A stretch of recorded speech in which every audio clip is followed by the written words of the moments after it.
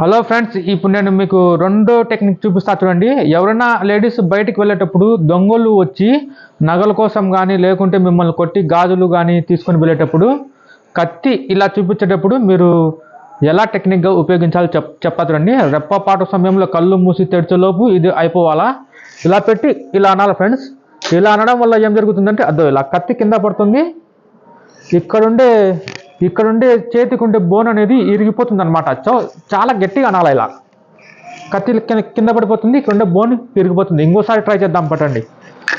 ఇది ఒరిజినల్ కత్తినే, ఇది చూడండి బాగా. ఎవరైనా బయటికి లేడీస్ వెళ్ళినప్పుడు నగల కోసం కానీ గాజుల కోసం కానీ దొంగలు మీ మీద అటాక్ చేస్తే మీరు ఎలా చేయాలి?